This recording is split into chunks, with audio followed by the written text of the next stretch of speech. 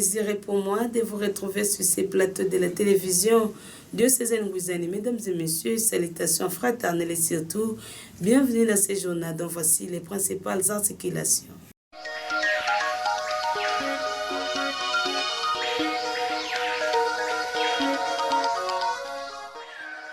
L'université président Joseph Kasavubu a totalisé son jubilé d'argent, soit 25 ans d'existence dans la ville de Boma. Le bureau diocésain des œuvres médicales BDOM a organisé une formation des relais communautaires sur les préventions de la pathologie appelée variole du singe. L'augmentation du prix des transports dans la ville de Boma bat son plein.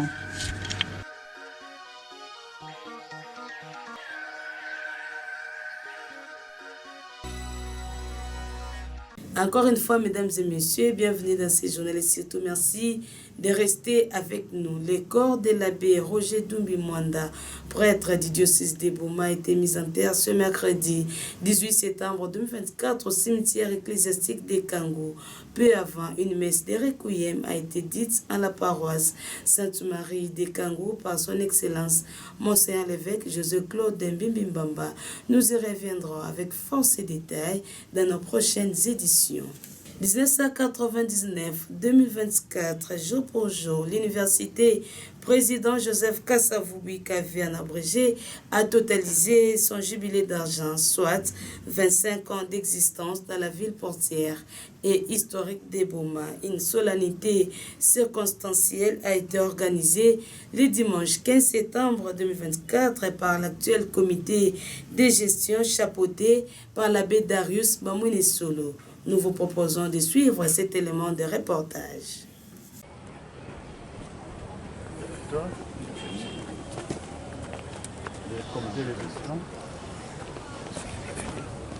C'était le dimanche 15 septembre 2024 que l'université président Joseph Kasavubu IKV en abrégé avait commémoré le jubilé d'argent de son existence, soit 25 ans depuis sa création en 1999.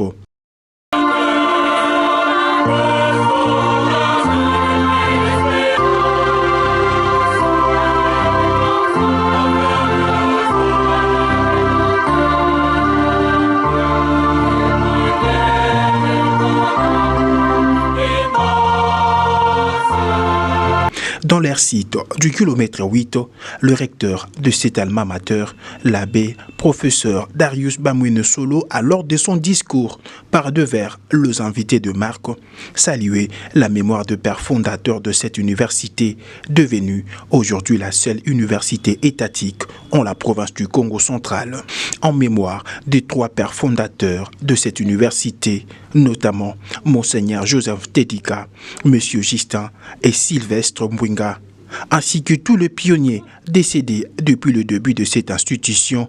Le recteur a fait observer une minute de silence avant de poursuivre son allocution, en faisant savoir à l'assistance que le bon sens de la vie humaine démontre que la vie est courte et qu'il faut mieux faire lors de son passage sur terre quelque chose d'utile pour soi et pour les autres, et que c'est grâce au père fondateur que la jeunesse bomatracienne est fière d'avoir cette belle université qui se dédie à la recherche pour apporter des solutions concrètes pour le développement de la communauté, et les a remerciés.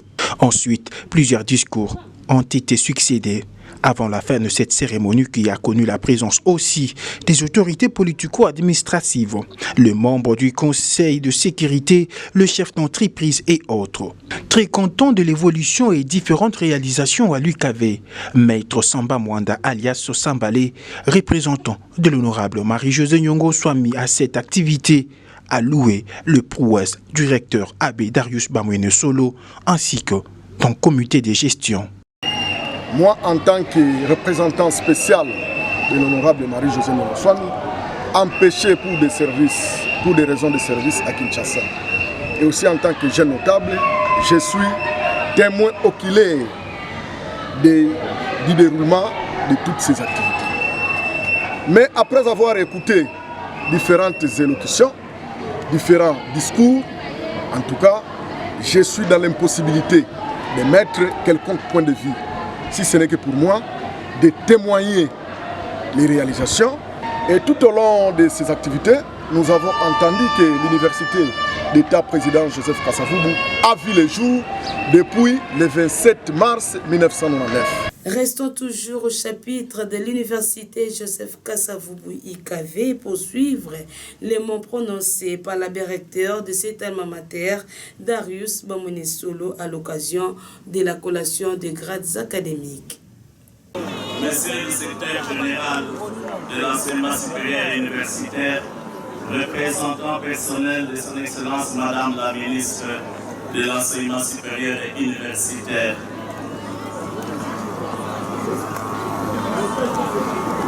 Madame la représentante du secrétaire permanent du conseil d'administration des universités,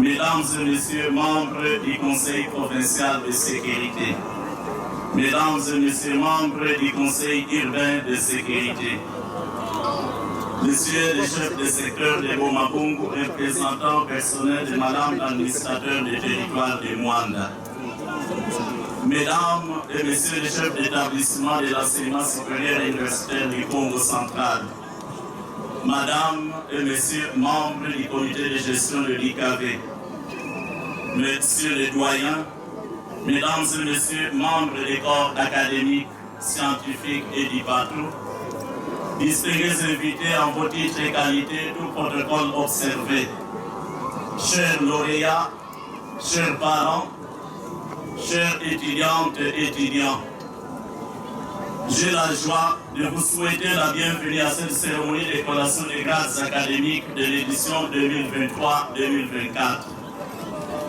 Nous voici pour la troisième fois au rendez-vous de l'histoire de notre alma mater depuis notre prise de fonction au mois de mars 2022. Le présent discours s'articulera sur 4 points importants: les infrastructures, la coopération universitaire, les ressources humaines, le système. Outre ces mots, nous vous proposons de suivre les mots de l'abbé recteur Darius Bamouine Solo qui s'articule sur les différentes réalisations depuis son avènement à la tête de l'IKV. Suivi. Les infrastructures et équipements, nous sommes tous convaincus qu'une université qui veut progresser en respectant ses missions a besoin d'un cadre approprié pour les enseignements et la recherche. L'année passée, nous avons inauguré les bâtiments qui abritent la faculté de sciences agronomiques.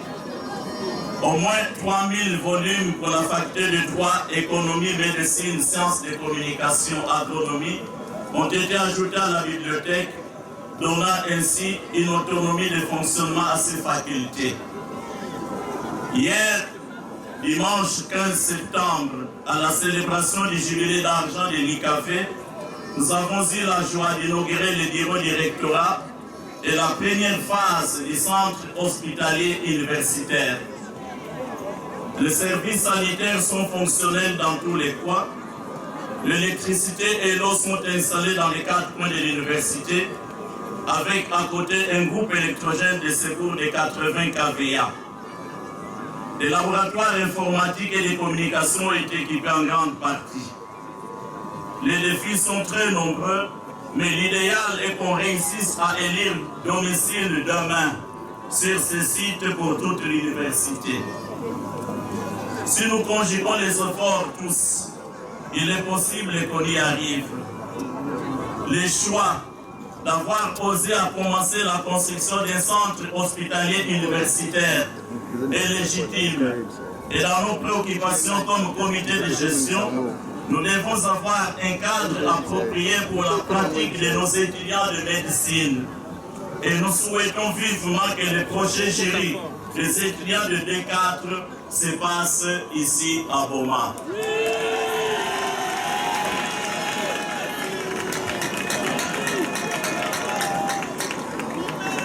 La coopération universitaire. L'université dépend fondamentalement des frais académiques. Il est en effet certain que le coût de la formation est très élevé quand il faut continuellement importer les enseignants de Kinshasa. Un seul enseignant transporté de Kinshasa Boma coûte $60. sans compter sa nourriture, son logement et ses honoraires. Voilà pourquoi il faut intensifier la coopération pour la formation de nos scientifiques. Nos contacts avec la KIL-11 sont rassurants et si tout va bien, plusieurs de nos scientifiques retenus pourront bientôt commencer leur formation doctorale. Un mot sur la santé, mesdames et messieurs, avant de poursuivre ce journal. Suite à la pathologie Mpox, le bureau diocésain des œuvres médicales, BDOM en sigle, organise une formation des relais communautaires sur les préventions de cette maladie. Les détails dans cet élément de reportage de Blessing Douzi. C'était le lundi 16 septembre 2024 que le bureau diocésain des œuvres médicales BDOM en sigle avait organisé une formation dans l'enceinte de l'hôpital général des références de Boma destinée à plusieurs structures dont notamment les bureaux genre famille et enfants, professionnels de médias pour ne citer que cela. Sous les orientations du médecin chef des zones de Boma, Dr Serge Tamba et Dr Jonas Poiti. Cette formation avait pour l'objectif d'approfondir les connaissances de la population à ce qui concerne Mpox, autrement appelé variole du singe. Samna yao na kutalaka mutindo yake na kuservir déjà na boire bête parce que nous sommes déjà en épidémie. Dans la province ya Zulu kuna il y a même eu beaucoup de morts déjà. Et donc vous avez moni sabeno na présentation la situation ya ba zone de santé à Beto, nous sommes à quel niveau? Ba metu ba ville en pleurs parce qu'il faut prévenir. Les bureaux diocésains des œuvres médicales, qui ne veut pas que BDOM Boma, va organiser une mission qui est en terrain pour appuyer les briefings dans les zones de santé. Donc, grâce à l'appui de BDOM, Samu Naku, ça dit ça va briefing na niveau de la zone de santé. Mais tout ça, dans la zone de santé na Zulu, avec les membres de la bureaux centraux, ba IT, ba OAC, na ba media, samu beno dia na tour beno kwenda na nkangu, beno silikisa bau ke betu keba. Toujours dans l'envie de connaître cette pathologie et comment lutter contre cette maladie, plusieurs questions ont été posées par les participants lors de cette formation. Dr Serge Tamba s'exprime. Ici précisément dans la zone de santé de Boma ou la ville de Boma, nous avons déjà 2 cas confirmés de monkeypox. Des cas confirmés, ce sont des gens qui ont fréquenté les formations médicales. Mais il y en a d'autres qui sont dans des maisons qui ne sont pas venus, nous ne savons pas. Voilà pourquoi nous les encourageons à venir pour que nous puissions voir, nous puissions procéder au prélèvement et voir si c'est les monkeypox ou quoi. Et les prendre aussi en charge. C'est alors que des cas déjà ont été enregistrés dans la ville de Boma, précisément au Congo central. Cette maladie est contagieuse, mais toutefois, le vaccin contre la variole du singe existe. Tout à fait autre chose. Plusieurs chauffeurs taxi-moto de la ville portière historique de Boma ont envahi les bâtiments administratifs de la mairie de Boma pour fustiger la hausse du prix des carburants qui se vend actuellement à 3 000 francs congolais en lieu et place de 2 000 ou 2 200 francs congolais. Par ailleurs, ces motards ont voulu solliciter auprès de l'autorité urbaine Senghor Boutouibou l'officialisation du prix des transports à 1 000 francs congolais. La course, reportage. Plusieurs conducteurs d'engins roulants, notamment les motocyclistes, ont manifesté ce mardi 17 septembre 2024 devant la mairie de Boma pour demander la hausse du prix du transport. Venus en masse, ces engins roulants accusent le vendeur de carburant, appelé communément les Kadhafi, d'être à la base de cette augmentation qui, selon eux, est estimée inacceptable. La Boma a un transport plus bas par rapport à la province de Soussou. Biso awa tofutaka 500 francs. Mais tandis que Watadi, Mwanda, tofutaka 1000 francs. Et aujourd'hui même, essence est comme 3000 francs. 3000 francs c'est beaucoup. Bon, ma essence est allée dans ma mérite. Mais le problème, c'est que le transport n'a pas ma foi qui est pour 1000 francs. Signalons que le prix de transport a été revu à la hausse suite à une augmentation soudaine du prix du carburant passant de 500 francs à 1000 francs la course. Devant la mairie, quelques conducteurs taxi-moto fustigent que le prix des transports se diffère entre Boma, Matadi et Kinshasa. Pour autant, très souvent, les distances parcourues restent les mêmes. Et plus grave encore, un litre de carburant à Boma qui se vendait à 2000 francs pour les uns et 2200 pour les autres est revu à la hausse pour 3000 francs le litre. Oui, je suis chauffeur. eloko tomarche lelo po un d'abord na matadi na mwanda transport ezala ya roma awa na boma ezalaka 500 essence mata te ezalaka ka 500 yango tolobi te essence litre ekomi 3000 transport même atoza na ville oke dumbi basengaka kaka oyo naza na 500 yango tolobaki te cette fois il faut transport mata pourquoi na matadi Cliché de noter que, en attendant une résolution face à cette situation, la mairie de Boma a convoqué toutes les parties prenantes liées au service des transports pour trouver une solution de cette affaire qui dérange le vécu quotidien de la population bomatracienne. Toujours dans le même registre, suite à l'augmentation des prix des transports dans la ville de Boma, une situation qui dérange la population bomatracienne. Nos reporters ont tendu le micro à Jean Kassiala qui n'a pas manqué de dire mot quant à ces propos recueillis par Blessing Zusi. Parce que tu as quand même 1000 francs, tu as 500 francs. Alors, tu as bien d'avoir chauffé ma tour, mais tu as bien exact.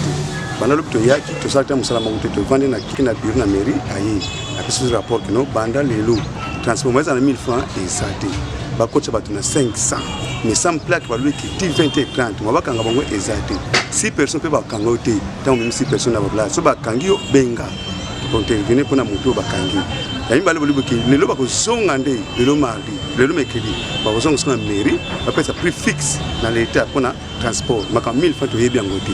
Quand tu fais côté ça peut battre, na biso to côté ça battre na 500. Ce que je fais côté battre 1000 francs na yuko ndenge na yuko. Moi itango biso ezati itali ndo chauffeur, mais biso yebika ka 500 yango. Le taxi. Mba moto na baza pona biso te. Baza ka biso saka pona ba taxi ka ici. Un mot sur la page nationale, mesdames et messieurs, avant de nous séparer. Les FARDC reprennent les contrôles des villages stratégiques à Rutshuru et infligent un reverse majeur à la coalition rebelle M23 RDF. Plus de détails dans ces commentaires de Blessing aussi.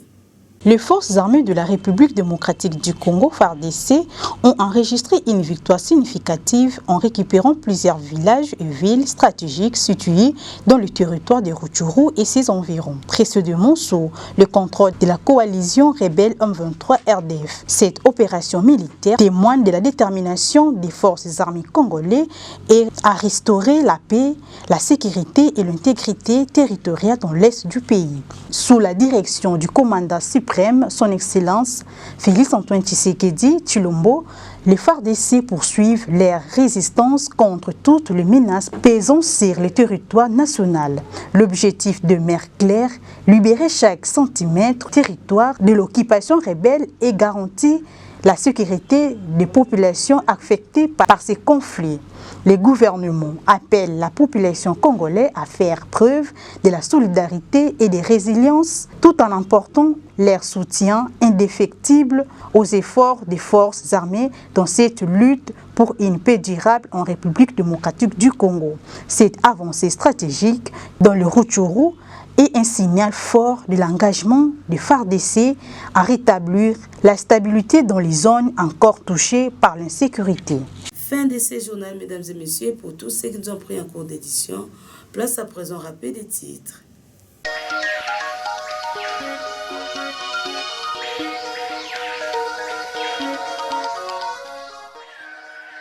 L'université président Joseph Kasavubu a totalisé son jubilé d'argent, soit 25 ans d'existence dans la ville de Boma. Le bureau diocésain des œuvres médicales BDOM a organisé une formation des relais communautaires sur les préventions de la pathologie appelée variole du singe. L'augmentation de prix des transports dans la ville de Boma bat son plein.